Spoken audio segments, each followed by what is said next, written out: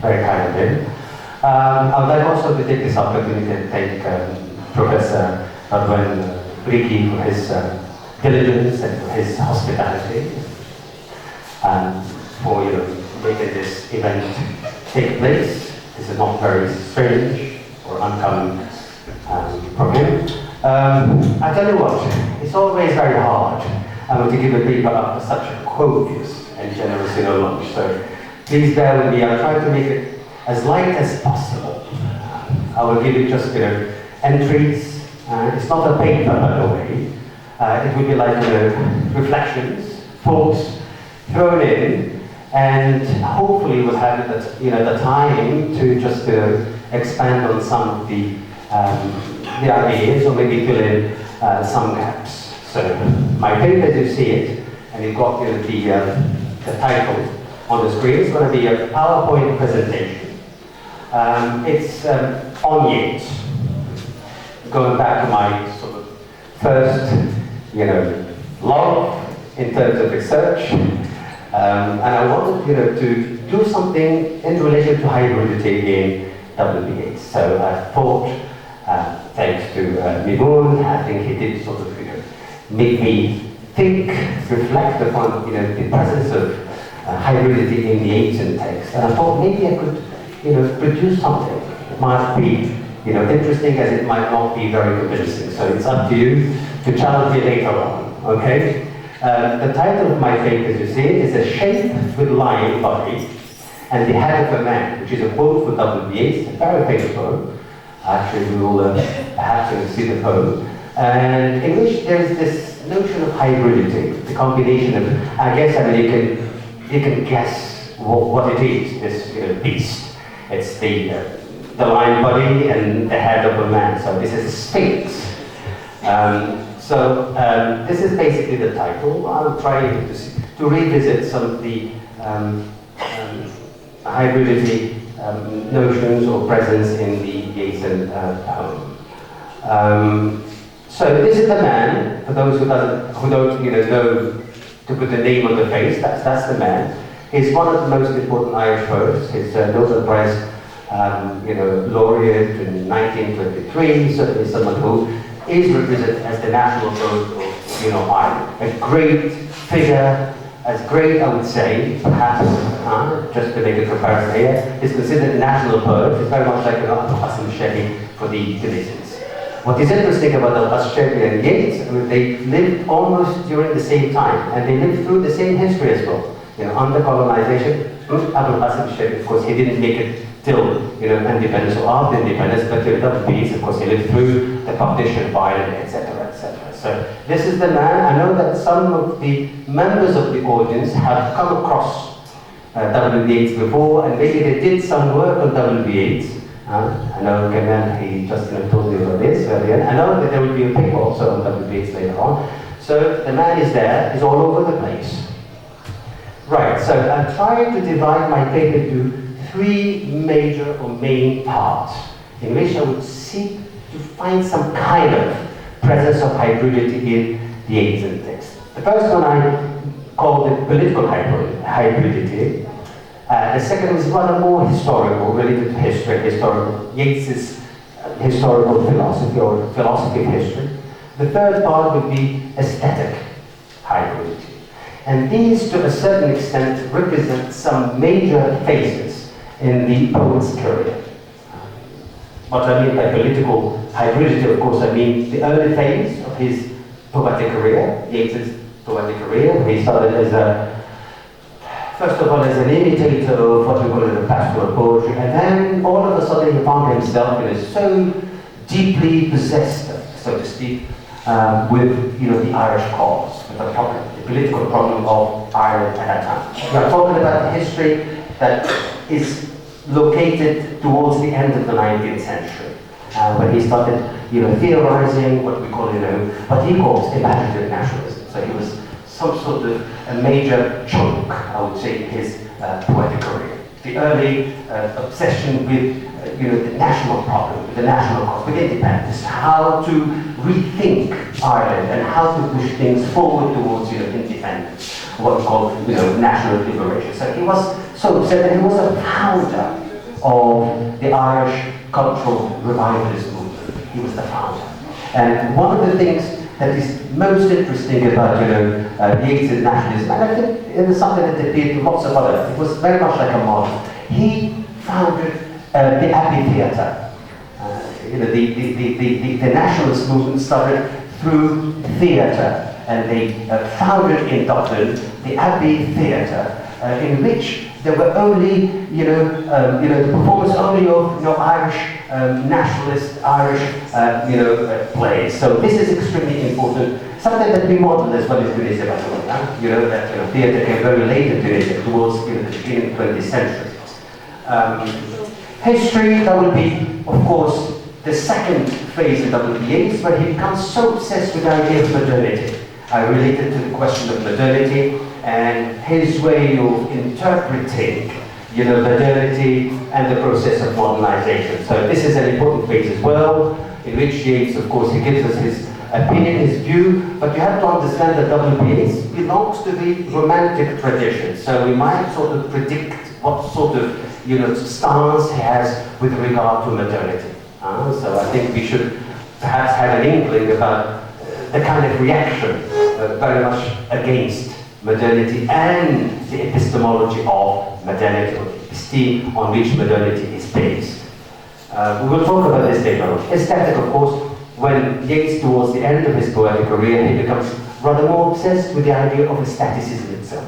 What is poetry? What is a work of art? Why should we write? All these questions that seem to be at the core of any poet's, I would say, career. Of course, there are traces of this right from the beginning of his career, but towards the end, in the 1930s, almost like a few years before he died, he died in 1939, he started to be more obsessed with the connection between reality and poetry, the essence of poetry itself, the value of poetry itself. We have to see it, of course, in relation to modernity as well. We'll be talking about this later on, and I think we have plenty of time just to discuss it later on as well. Okay, so political hybridity, and I would like to focus on an early poem here. The title of the poem is The Song of Wandering Angus. It's considered one of the earliest canons by W.B. towards the 19th century, the end of the 19th century. In which, of course, as you see, and I think the title is important here, the reference to Angus. And I think this is almost politicizable if you think about it, because Angus is part of the Irish mythology, Celtic mythology, and Yeats, when he started to rethink or to theorize the Irish nation and nationalism, his idea of the nation, so to speak, he started to focus more on local mythology. He forgot about Greek mythology, Roman mythology, and he said, well, if you want to cultivate a sense of nationality, we have to focus on what we have already. And he says so many beautiful things about how Irish mythology is so interesting. It could compete with Irish, it could compete with Greek and Roman mythology and everything. And he was a founder of the Irish mythology. And he does narrativize, so to speak, and he celebrates this in his poetry and in his plays as well. So, as I said, he is a founder with lots of other people, of course, who help him. We refer to them as the revivalists. And this is a case in point. This poem is a case in point in the sense that he shows something about the story that you find in Greek mythology about this, personage, about this, persona, mythic persona, someone who is driven by a certain quest, which is to a certain extent perhaps a reflection of Yeats' quest at that time. It's interesting to know that this Angus has been visited by what we call, Aisling. I will talk about this later on, Aisling and Shees in Irish mythology. So I tried to give it these titles, just to give you an inkling about the poem, just to have an idea about the book. Vanishing Aislings and Shees. These are Irish words, Celtic words. Aislings are female presences, supernatural presences, who appear in the wilderness to man, and mostly to man, I would say, in order to attract them to unknown places. Very much like mermaids, I don't know if you know something about the myth of the mermaids or the sirens. It's very much, this is the Irish version. They do not appear in the sea, or, just Well, in the sea, but mermaids appear in the sea, Mediterranean more specifically. But these are, they appear in the wilderness, in the forest, and they try to attract. Very much like, the she's as well. These are pronounced ashling and she's because these are Irish words, they're not English words. And Yeats does really write about all these presences, supernatural, very hybrid, in the sense they are visible and invisible at the same time. They come just to enchant. The idea of enchantment is so important at the beginning of his career. And he was so fascinated by this. And he wrote so many poems about these enchanting creatures who were pages. But at the same time, you have to understand that there's some kind of a link with Yeats's quest for a muse. So the ashling here, the ashling, could be very much like a replacement or a reference to the Irish muse. It comes in order to to attract poets. Mermaids in the wilderness. I'm going to read you the poem. There will be a few poems here. I hope you'll bear with me, but I hope that you like them as well, because these are supposed to be the canons of W.H. So this is the poem. It starts like this. I'm going to read it for you, if you bear with me. So, this is Angus talking. Angus talking about his own experience in the wilderness. Very simple language. This is the early Yeats, very much like a pastoral sort of poem. I went out to the hazelwood because a fire was in my head, and cut and peeled the hazel wand, and hooked a berry to a thread. Fishing. And when white moths were on the wing, white moths on the wing, this is reference to the twilight. That's the best time for the appearance of ashlings in Irish mythology. A moth-like stars were flicking out. This is basically the time.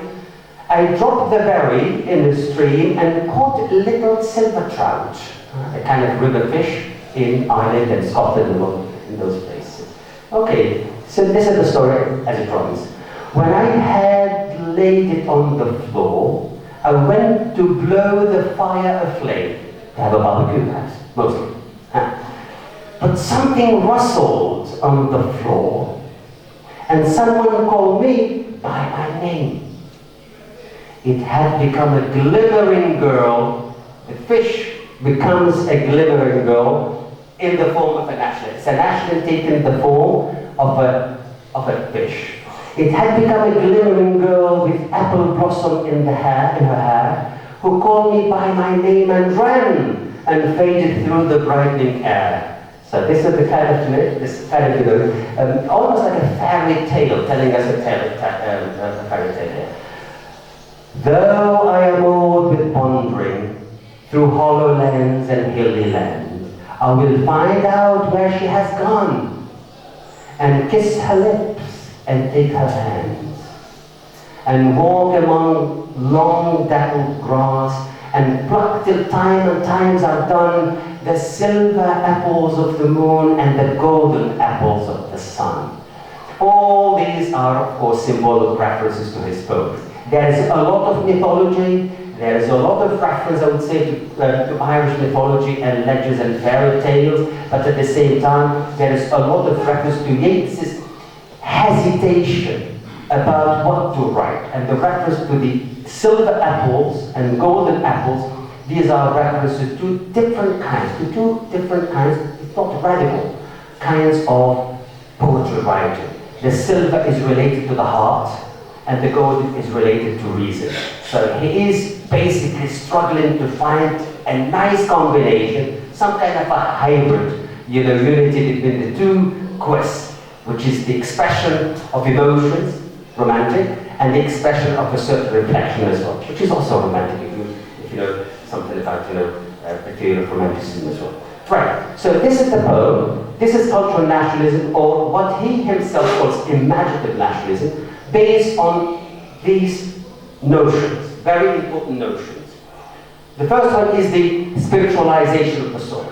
This is deeply, entrenched in the romantic philosophy and in the romantic national philosophy, which is the return to the soil and the spiritualization through what? Creating certain supernatural creatures, most often associated with the land and associated with forest, with the sea, etc.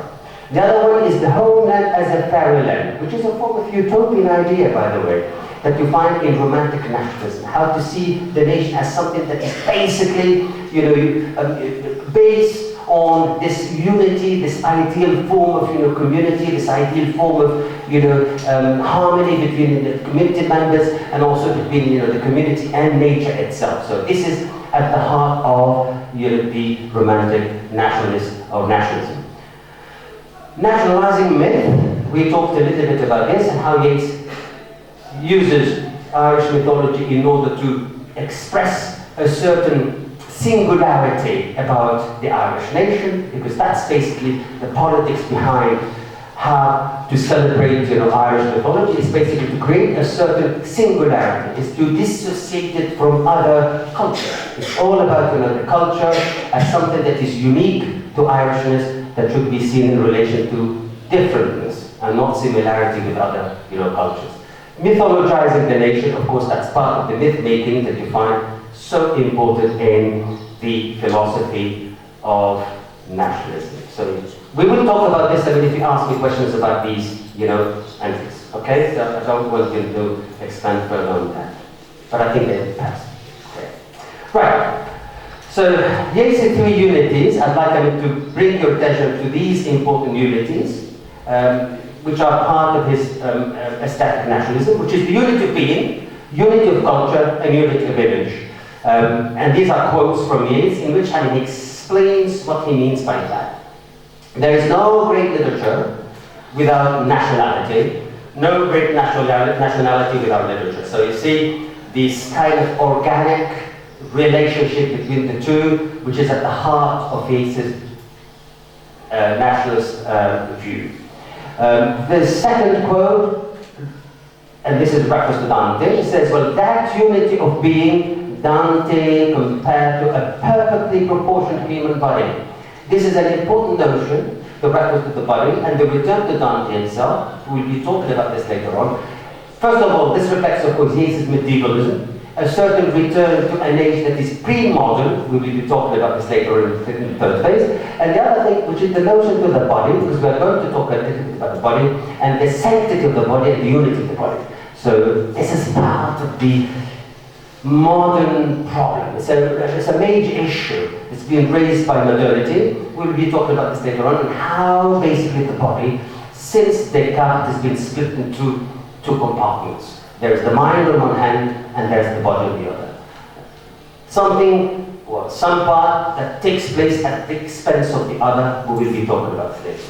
The third quote is about this communal sense of harmony, or unity, so to speak.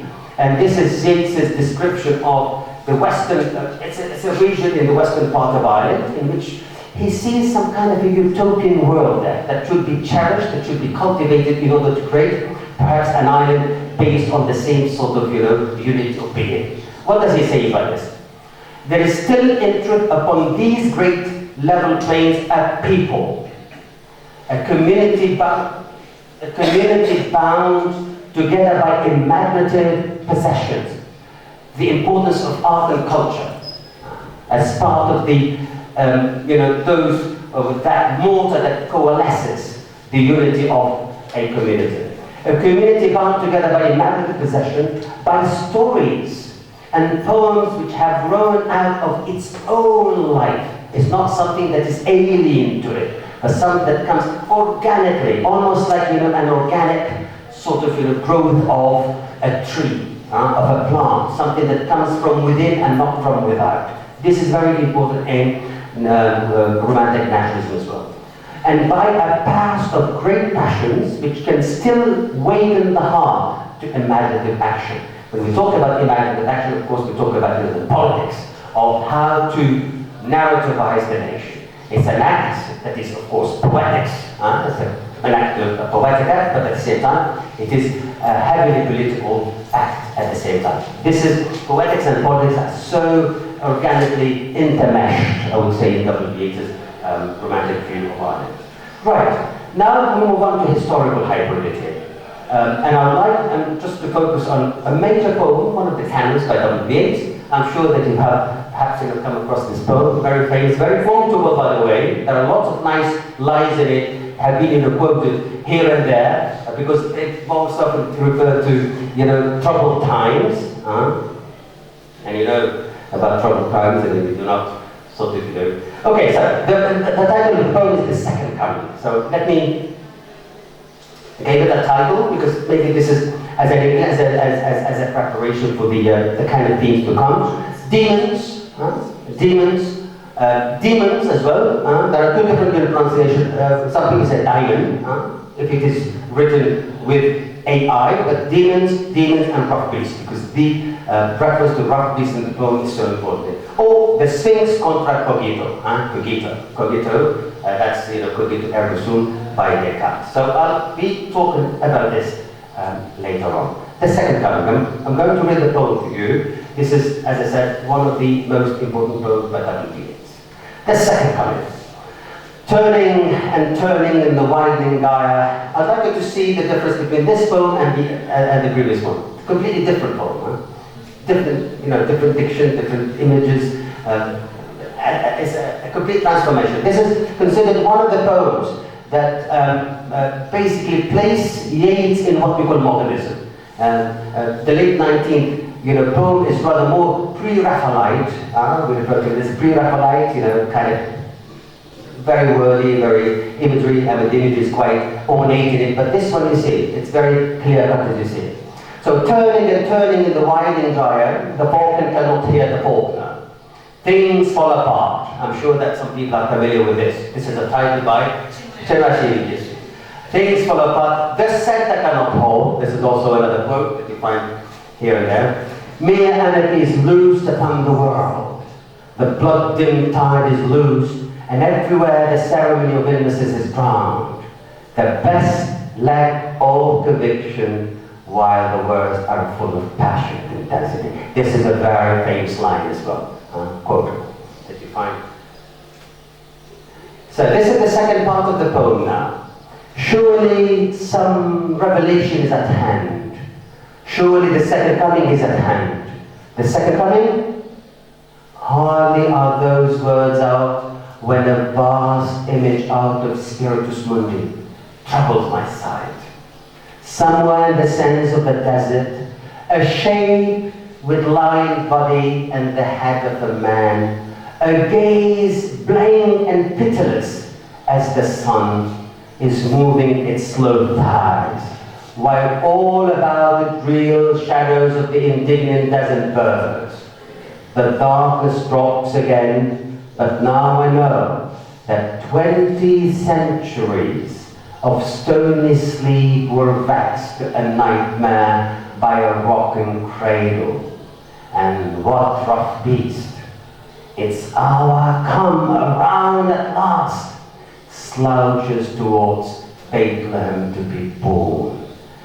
This is full of history, as you can see, ladies and gentlemen. It was written in 1919. This is a very important date. This is post-First World War. This is troubled times in Ireland, troubled times, of course, and there was a pandemic as well. And the Spanish flu, almost like 100 million people at that time, yeah.